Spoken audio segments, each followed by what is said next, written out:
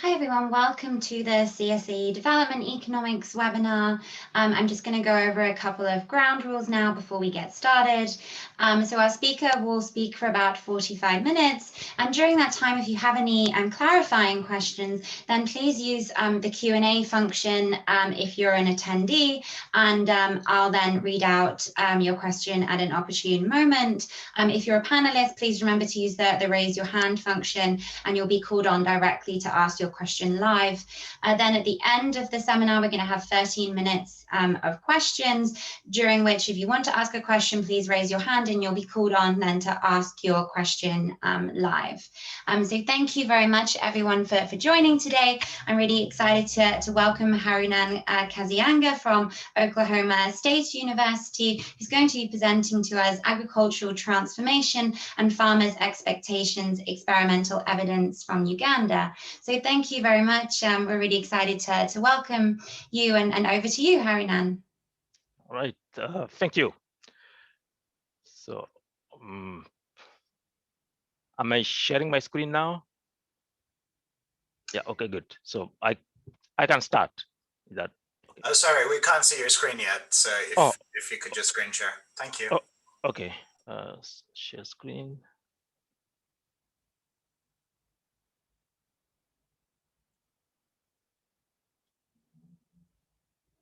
Is it working now? Okay, good. Okay, thanks for having me. It's a pleasure to participate at the CSAE Development Economic Webinar series. So I will be presenting on agricultural transformation and farmer expectation, experimental evidence from Uganda. This is a joint work with Jacopo and Maria Pia Mendola, and we in this work, we evaluate the impact of a large extension program in Uganda, and the extension program had two main packages: one technical packages and one information packages.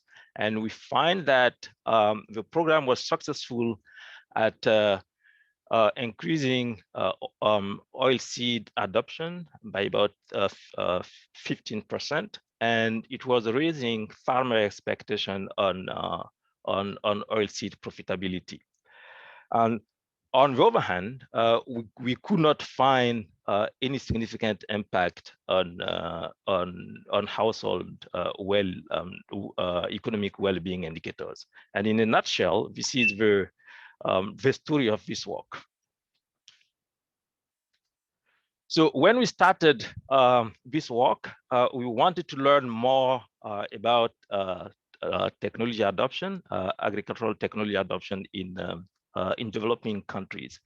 And one of the questions we are interested in is how small-scale farmers could transition from subsistence farming to commercial farming and get integrated more into the market and into the value chain of, in this particular case, of oilseed. And we use we focus on an extension program that's run by the government, and at that time it was one of the main extension program in Uganda, and its goal was to improve farmers' knowledge about oilseed and to make the oilseed sector in Uganda more sustainable. So because of resource constraint and the need to evaluate, we worked with the government and their partners to randomize the rollout of the program. So if we step back, why this type of work could be relevant? So there are few three main reasons to that question. First, pre-stylized fact characterized sub-Saharan African agriculture is low productivity and low adoption rate of new technology. And one of the main reasons low productivity is the low adoption rate of new technologies. And in this context, commercial farming has been perceived as one potential mechanism of getting farmers to adopt new technology and integrate them more into the market.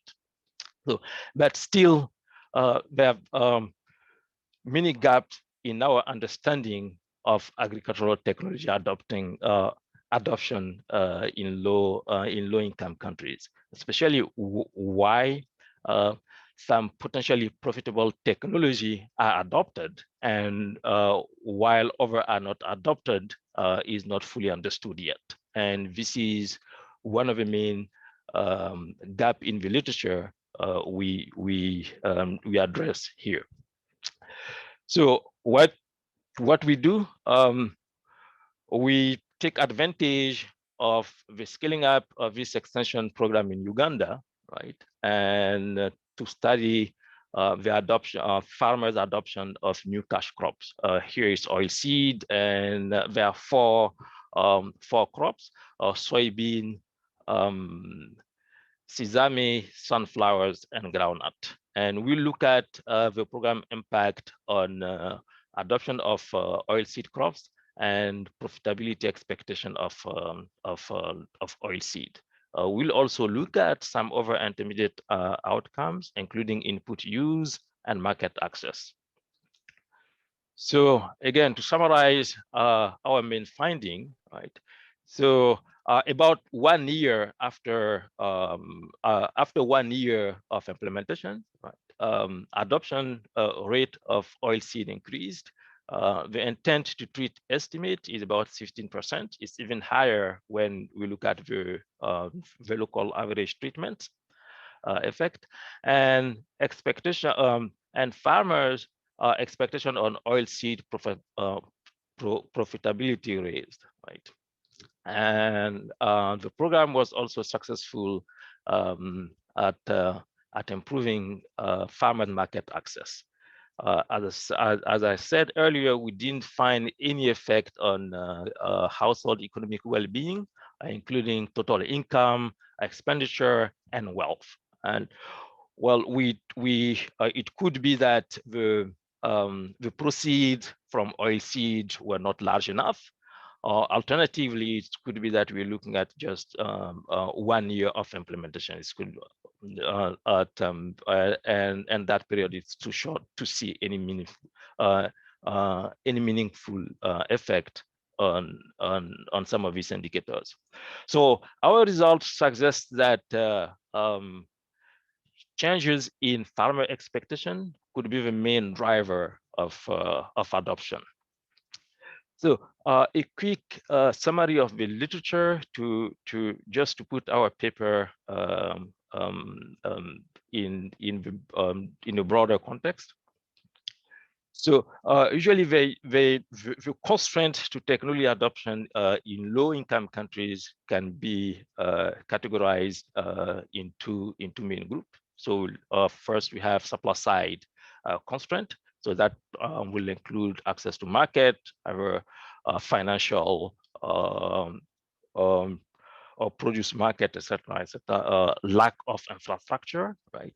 And second, demand side factors, lack of knowledge, and especially lack of knowledge, right? And incomplete learning, and that has been well documented in the literature.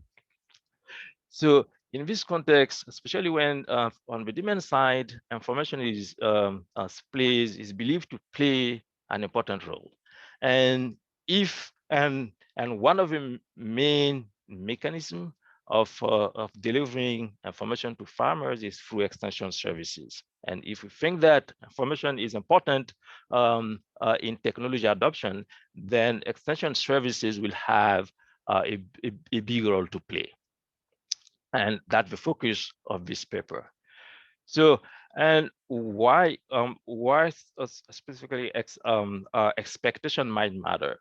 So in the standard framework, farmers will make their production decision right? Based on expected profit. And here, well, because of lack of market or labor market and land market, we usually think that farmers maximize their expected net revenue. Well, the expected revenue net of a traded input cost. So it's possible that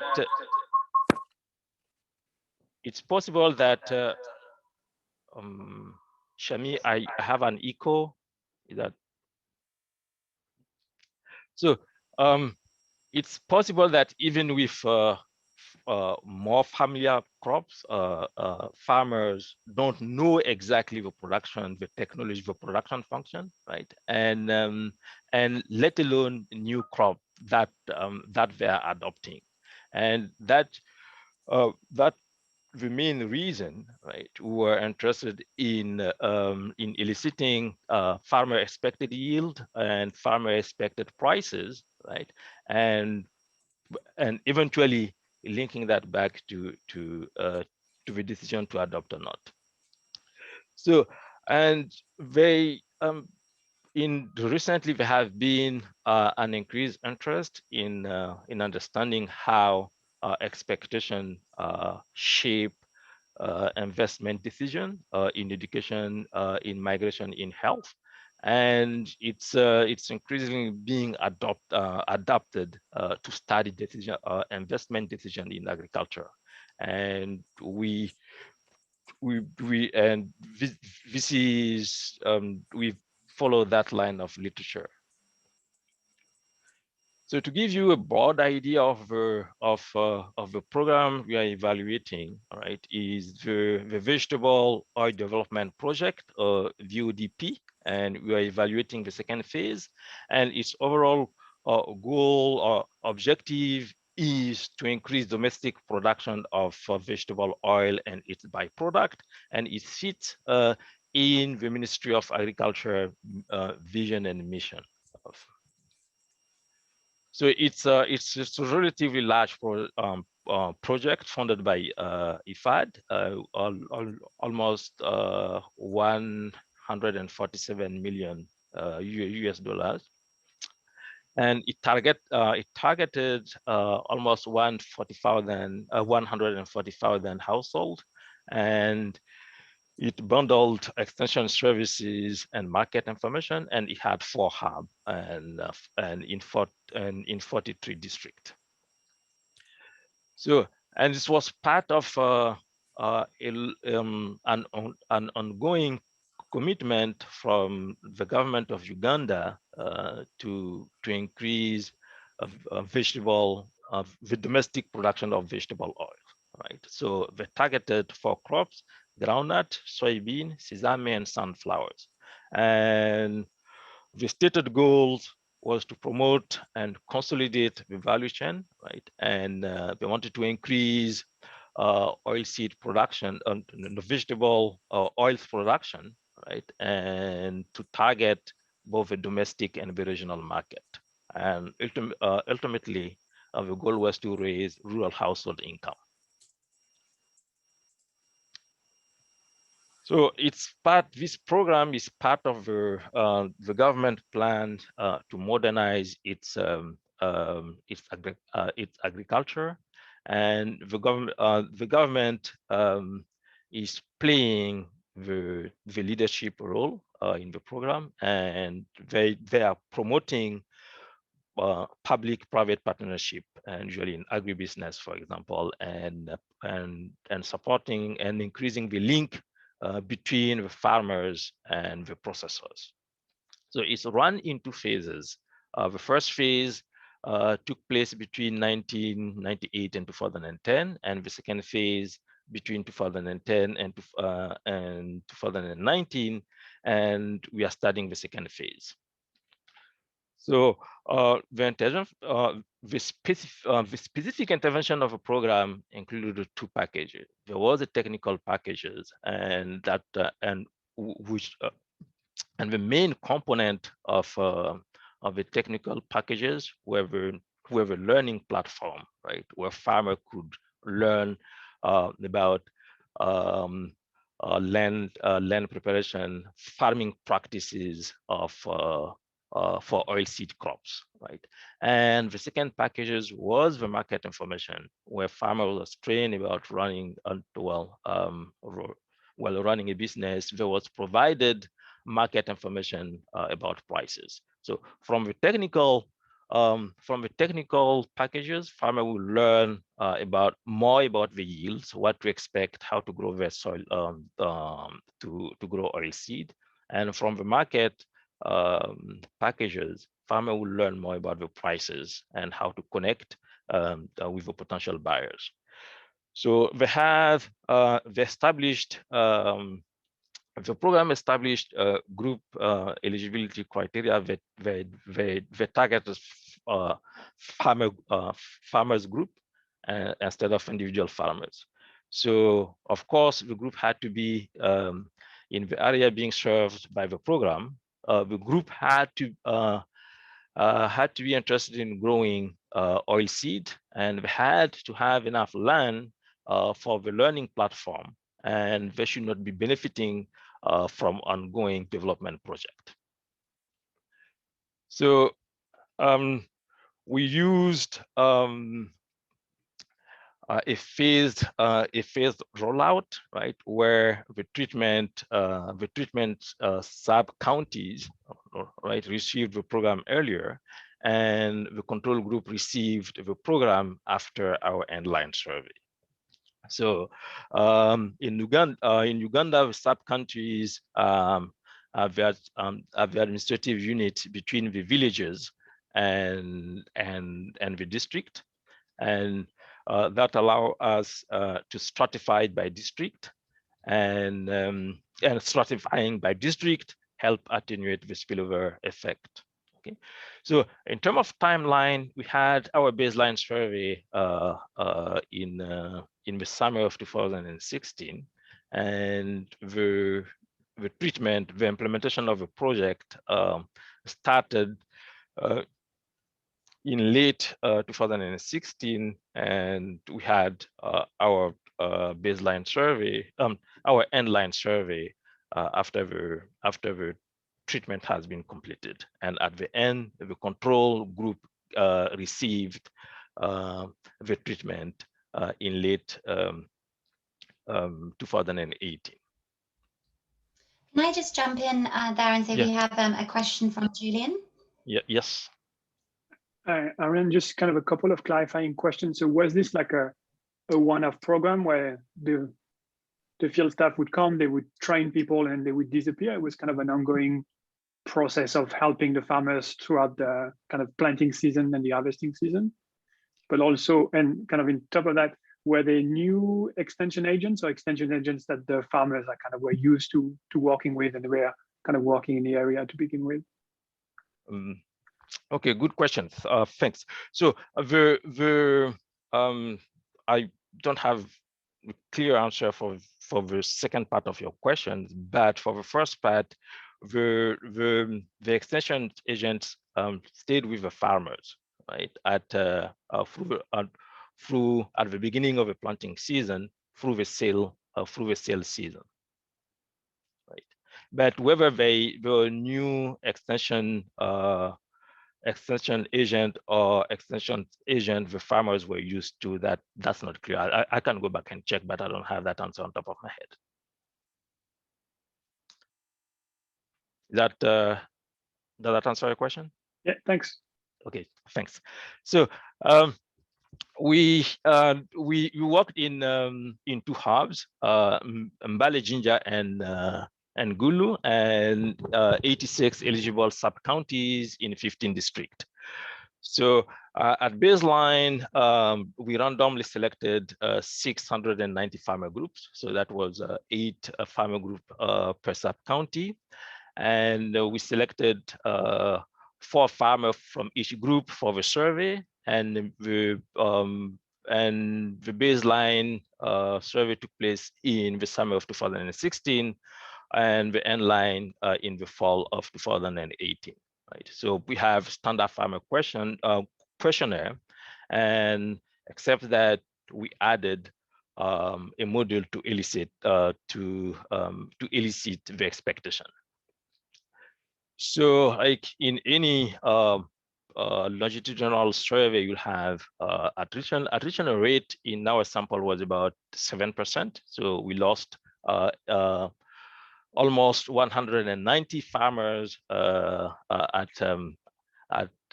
inline, but we checked, and attrition rate is not different between the treatment and the control group. And attrition rate is not correlated, and attrition is not correlated with most of the relevant variable we are looking at. So we concluded that attrition was mainly random. So we also checked balance of at baseline. This table in the appendix and in the paper. I don't want to bother you with this table unless, but I'm happy to show them. And we concluded that our two groups, control and treatment groups, were quite similar at baseline, and that our randomization was successful. So one of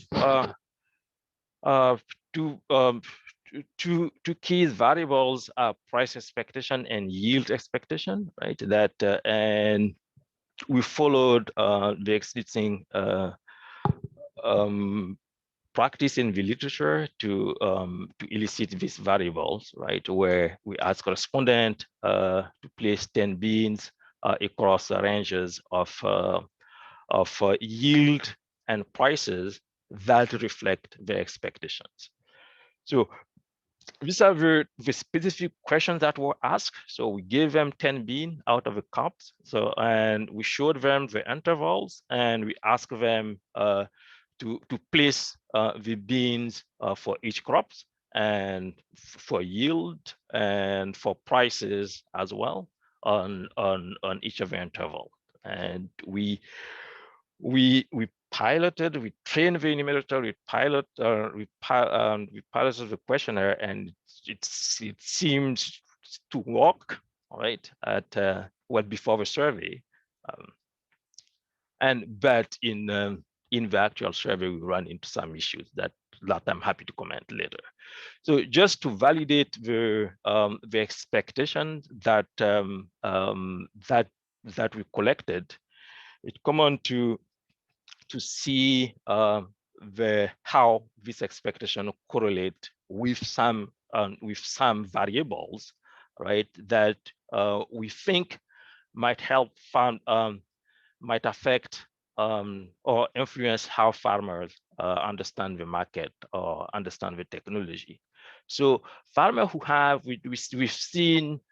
We see some positive correlation. So here, when I have 3+ sign, is that the correlation coefficient is significant at the 1% level.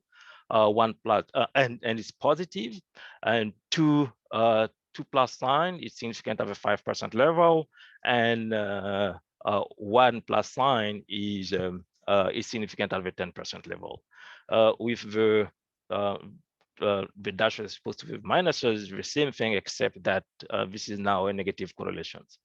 So, and farmers who have any prior exposure to these crops are more likely to report the yield expectation and price expectation, and they will report also higher expected yield and expected prices.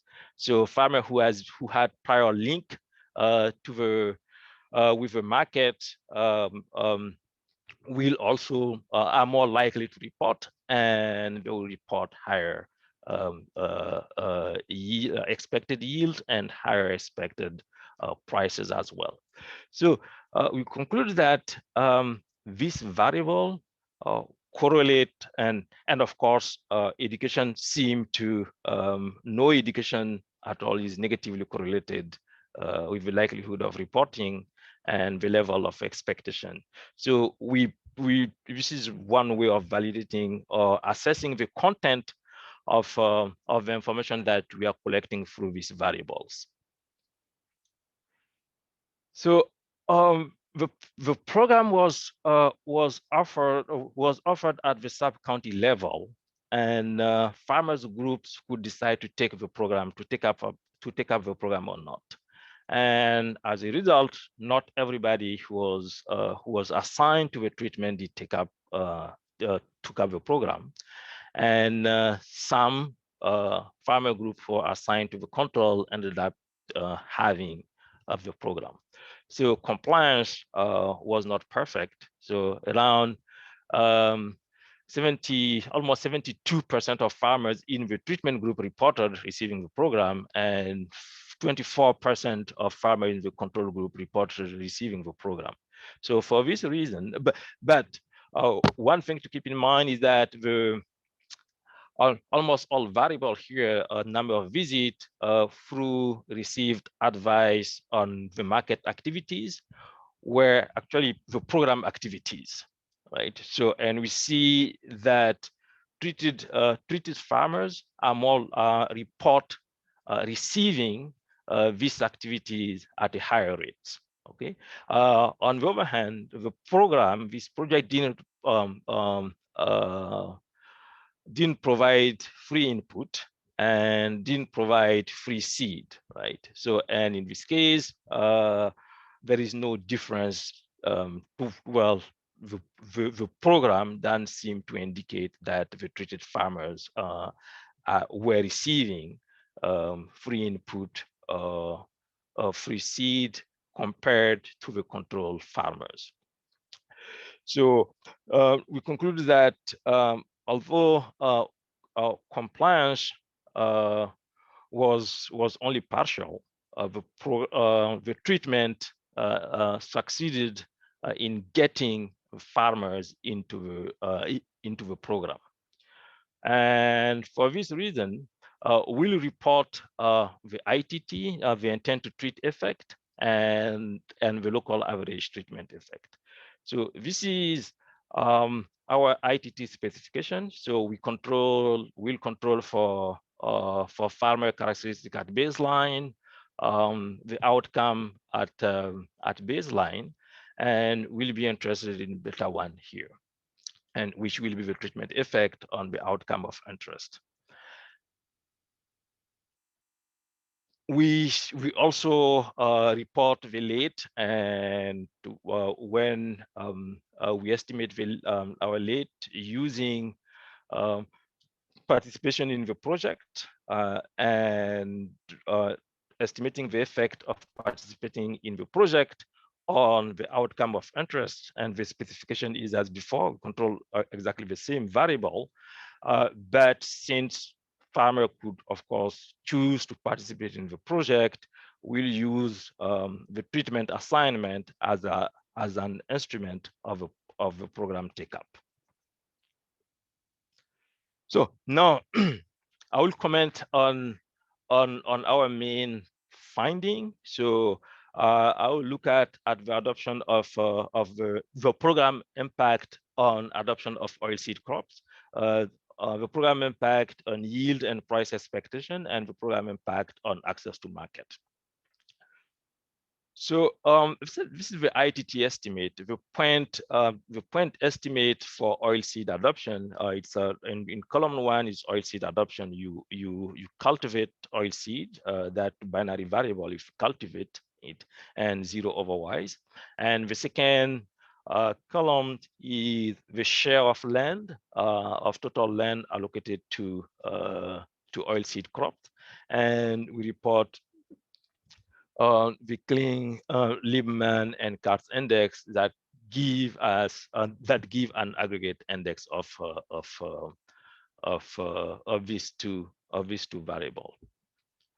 So the point estimate for at the extensive margin is 0.037, and it's precisely it's significant at the 1% level, and for the share of land it's 0.006, and again significant at the 1% level. So two main takeaway: these effects are precisely estimated, and in magnitude, they're they appear small, but if we compare, we take the relative change with respect to the control, it turns out that they are quite sizable, right? So it's 15% for the oilseed adoption, and almost 18% for the share of land allocated to oilseed crops.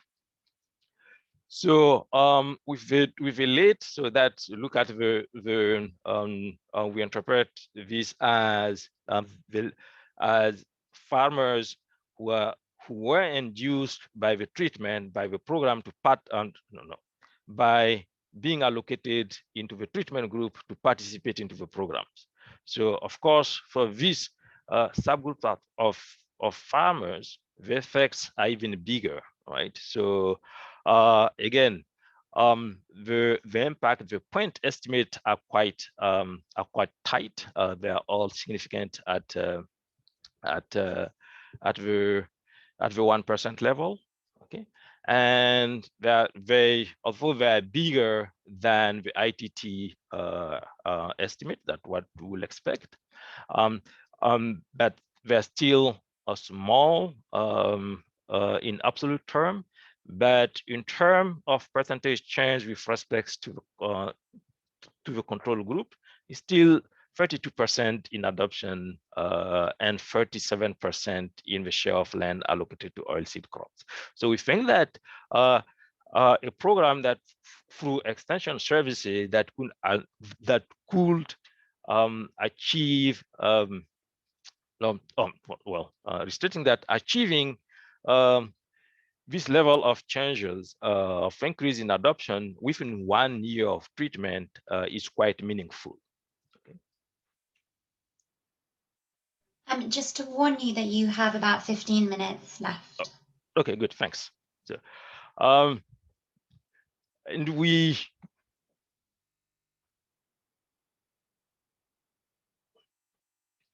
now look at the program effect on yield expectation. So, and the farmers who were treated were more likely to report on expected yield. And here, certainty is the spread of the beans, right? Some of the farmers had a tighter spread, right? Let's say a farmer who allocate well, on the extreme, all of the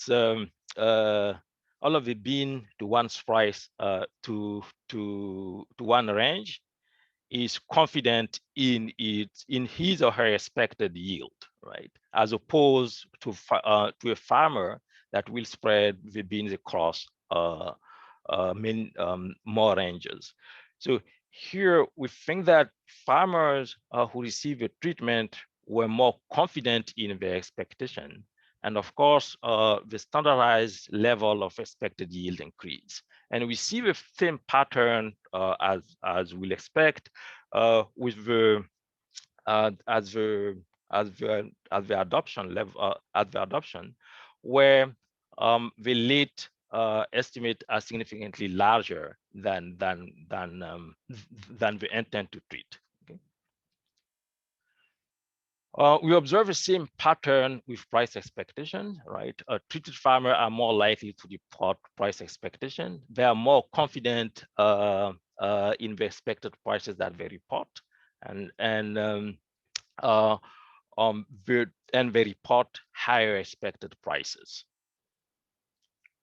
So because we have prices and yield, we took the product and netted output input imputed cost, and find that it's still the treatment had a significant and positive effect on the resulting estimated expected profit. So, and when we combine all variables, all expectation variable into a single index, that's the last column, and we still observe that the treatment has a large and positive and significant impact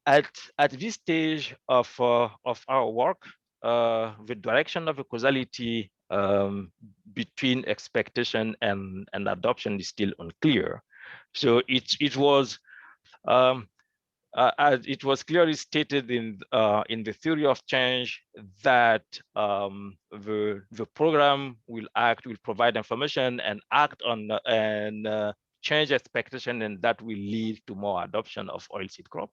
But when we went to collect the data, we collected the data at end line after the farmer have already decided to adopt or not. So, and we collected information on the expectation. So, and we don't know if the expectation that led to adopt to the farmer adopting, or the farmer just learn more about yield and prices of oilseed after they adopt. And that's something we are still struggling on. So yes. Sorry to interrupt you. There's a question from Julio, if that's okay. Yes, please. Thank you. I just had a quick question on the revenue results. Apologies if I missed it. What was the units in which you were reporting those outcomes in, and specifically also what was the recall period? Were you focusing on the last agricultural season or across the whole 2 years of the program? The unit for the revenue reported here is in thousand of Uganda shilling, and the recall period was the last year. Okay, thanks. Okay, you're welcome. So we look at Harounan, sorry, I had one quick question. Yeah, okay. Is there anything specific about, so you mentioned that there were treatment effects across 3 types of seeds, but not the 4th one. Is there anything specific about the types of seed that would suggest why you see treatment effects concentrating on the others, but not sesame seeds in particular? Like, is in the way, for example, perhaps there's certain ways and they need to be produced or market access that could then shed light in terms of the mechanisms behind your results? Yeah, we didn't separate on the seeds. That's something we just have improved seed or sorry, rather it was the type of oils, right, that you were looking at? Yeah. From what I remember. Could you say your question again? Oh, so yeah, that was that graph where you look at the different types of oils. I was wondering if there's something specific about the production of these beans or these crops that then shed light. About sesame and that make them not adopt the other crops and not sesame. It's possible, but that's something I don't have the answer to. So the one of the things we are looking at is at prices and labor requirement, because in one of the table I will show in the next few slides, we've seen that cultivating oilseed crop requires hiring outside labor, and we are looking at whether there are differences across oilseed crops for the labor requirement, because we didn't see any differences in seeds and yield, for example, right? But we are down to checking on the labor requirement. Can I just mention you have a couple of minutes remaining? Yeah. Okay, good. So let me finish this. So we did look at the effect on input usages, improved seed. We see the use improved seed, but we didn't see any effect on the expenses. But the overall index seemed to point to an increase to a positive effect on input usages, but the family-wise, but this group of outcome doesn't pass the multiple hypothesis test. So we want to be conservative and not treat them and state that, and we didn't want to state that there was an effect on input usages. We look at the effect on the choices of other crops. So we seem to see some positive spillover at the extensive margin on other cash crop, that tobacco, cotton, and sugarcane, that seem to come at the expense of fruits. So we've looked at labor usage and productivities, and again, we didn't see any significant result on labor except on increased usage of outside labor. So, and on oil, and there was no clear pattern on productivity. So here, just to recap, we've shown that an extension program was successful at increasing adoption of oilseed crops and raising yield and price expectation, but we didn't see a clear pattern of significant impact on the overall outcomes, right? And we think at this point, we think that change in expectation and to some extent, access to markets are the main driver, right? So information is a key, but we didn't see after we see the big increase in adoption, we didn't see any significant impact on the downstream outcome, and providing the information on the adoption might not be enough, especially to sustain adoption over time. So in terms of conclusion, so we think that if farmers don't know about the future profitability of crops, especially for new crop, that could act as a deterrent to adoption, and that providing information can remove that constraint. That if there is no clear, stronger farmer integration in the downstream value chain, that could probably demotivate them well over time. Again, this is just for 1 year, and we don't know what, if given enough time, more farmer will adopt. All right, I will stop here and thank you.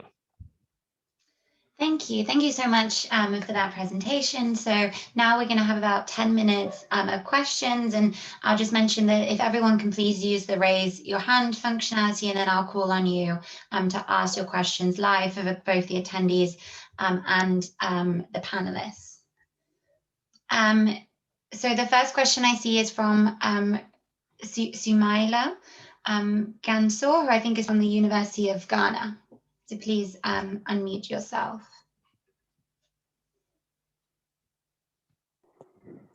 Yeah, hello. Yes. Hi. Hi. Yeah, can you hear? Yeah. Yes. Yeah. So thanks for the presentation. It's a nice one. I have a question about what the information about the expectation on yield and price are built on. So what information do you give them? Okay. So we worked with again, this is the extension services provided the prices, what they will expect from the prices on the market. That was based on information from market information system that the processors had that information, right? And they shared, we worked with them to build the price range. And we did the same for yield as well, right? We worked with the extension agent to define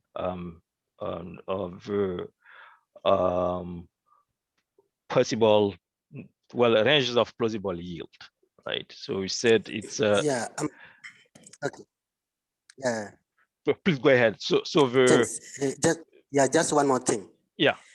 Yeah, I'm asking this because you know the information is whether the information you are providing to them is reliable or not. So it may be a good information this year, but not a good one the next time. What I'm asking is whether you use all the information, including the weather and equilibrium effect due to the supply side to determine the final price, how they expect the price to be. Okay, I think that this is a good point. We didn't use weather. So, and if you if the way the question was stated, I just showed it here. Let's see. So, and based with what the information that we had was, of course, we don't know if to what extent that information that they received one time will be done well in a specific period will be relevant for the subsequent period. That's something we don't know. We cannot well, we could not test that, but we think that when, to the extent that they are working with a provider, because the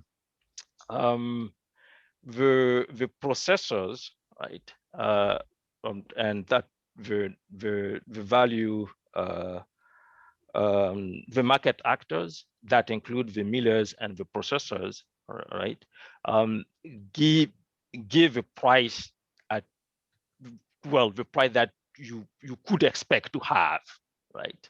But of course, it didn't integrate weather, and it didn't integrate well, especially for prices. It didn't integrate specifically integrate the general equilibrium. But I think that the processors who are the ultimate buyers of this oilseed crop, right, will take into account all these potential general equilibrium effect when they are thinking about a price. All right, thanks, Mas. Yep. Thank you. Thanks. These are good points.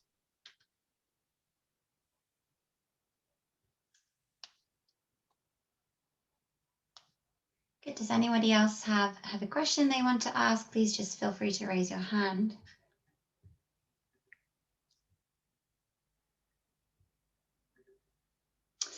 Can I ask if you're planning to go back in the future and see if there's any sort of long run impacts on adoption of these crops, or you might expect to see more sort of long run welfare impacts going forward? Well, no. At this stage, we don't have a plan to go back. A year ago, we were hoping that we could go back, but that didn't pan out.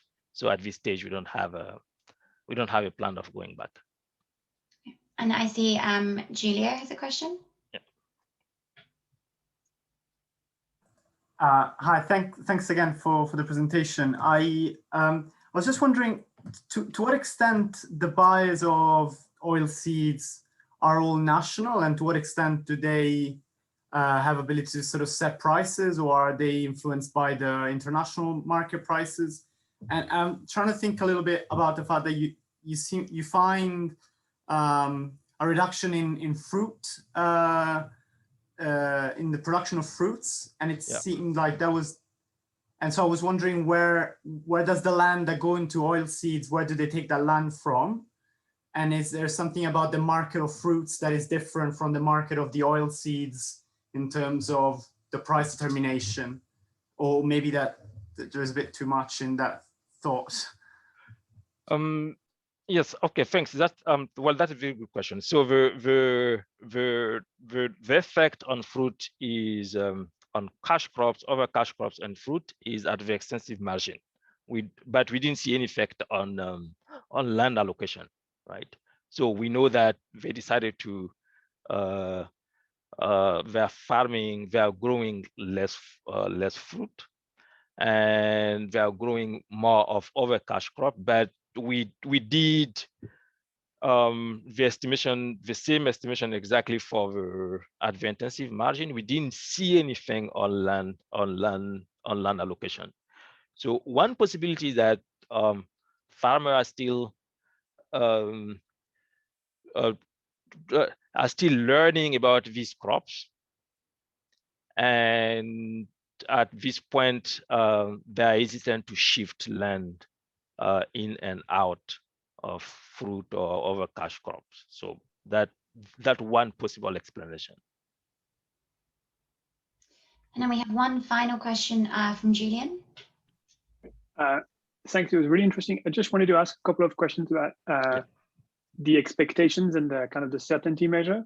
Yeah. So you said that some people kind of refuse to answer the expectation questions. Yeah. And I was wondering, do you basically then say those people have completely flat priors and I'm going to assume they have an uniform distribution over the range that we give them?